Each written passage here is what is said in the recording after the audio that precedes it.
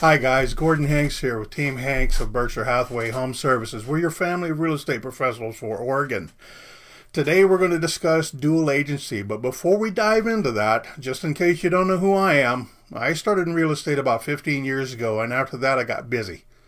Got my wife to help me, and then we even got busier. So we asked our daughter Shalisa to help, and Team Hanks was born.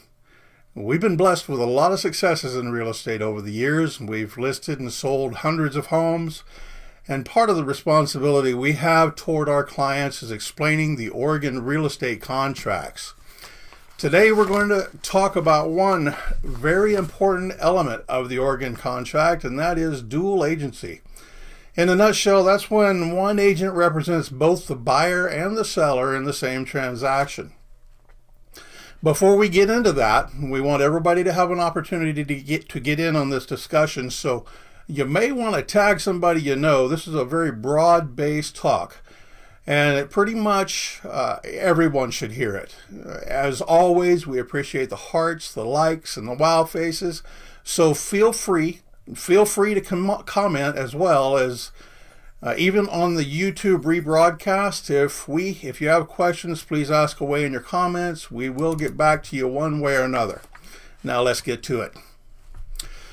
So a dual agency relationship is one where the buyer and the seller are represented by the same real estate agent. In a brokerage, the managing broker is considered the dual agent if one of his buyer represents the seller and another represents the buyer.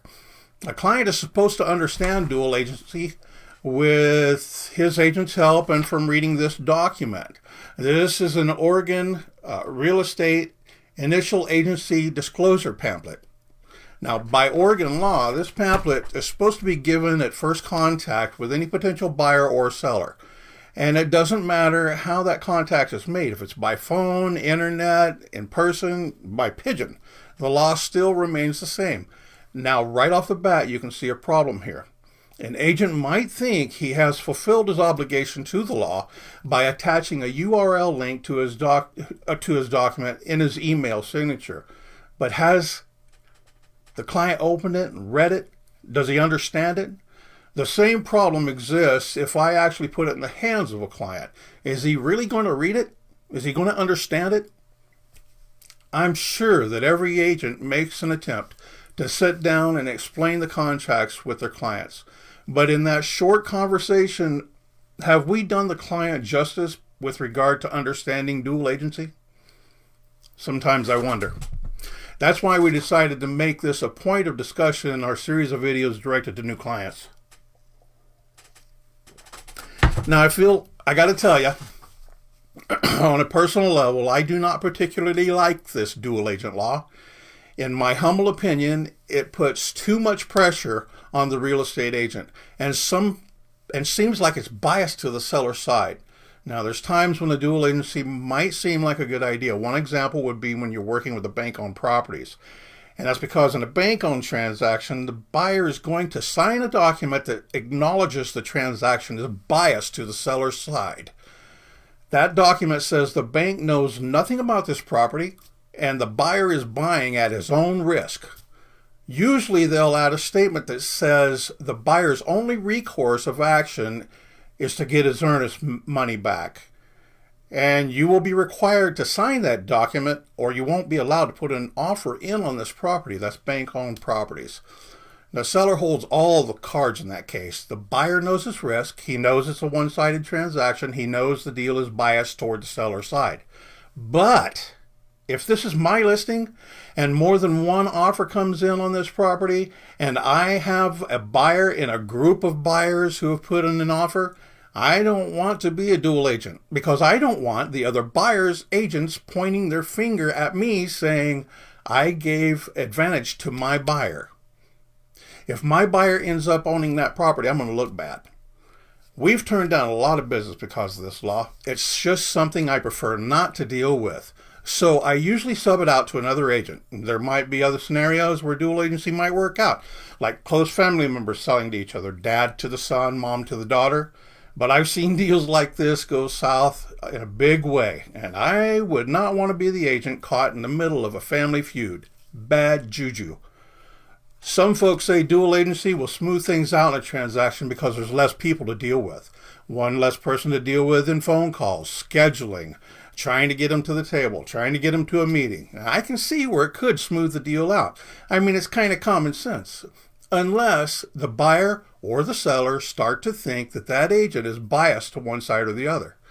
Poor agent if that happens. He's going to have a heck of a problem. Okay, so why do we even have dual agency anyway? Well, there's some people who still think it's okay idea. Some agents consider it's worth the risk because they'll get both sides of the commission. If you remember, I explained in an earlier video, commission is usually split between the buyer's agent and the seller's agent. If the agent represents both sides and both the buyer and the seller, he gets all of the commission. Some sellers think that's okay because they can sometimes get a better commission rate. He and his agent work out a special discount if the seller's agent brings him a buyer. But let me throw you a thought out there. A listing agent gets a listing, right? It may have came from a referral. It may have came from a mutual friend. It might have been a past client. It might be that agent just made a phone call one day and asked the seller if he wanted to sell his home. The listing agent and the buyer are going to sit down over several meetings. They're going to have some coffee and decide price together. They might have lunch to discuss staging, marketing, and all the other facets of listing that property and selling the home. They might even become really good friends. And there's a relationship that builds simply because we're human. It's in our nature. Now, months after the initial contact between that seller and that agent, a potential buyer comes into the picture. Is that agent going to have the same relationship with the buyer as he's developed with the seller? Is the buyer disadvantaged in that case? It's something to consider, isn't it? I'm going to make this document available to anybody who messages me. It's really that important that it gets out there. I want to thank you guys for hanging in there and listening to me rant on over the last few weeks. We've got some really cool shows coming up. I hope you stick around for those and come back and see us.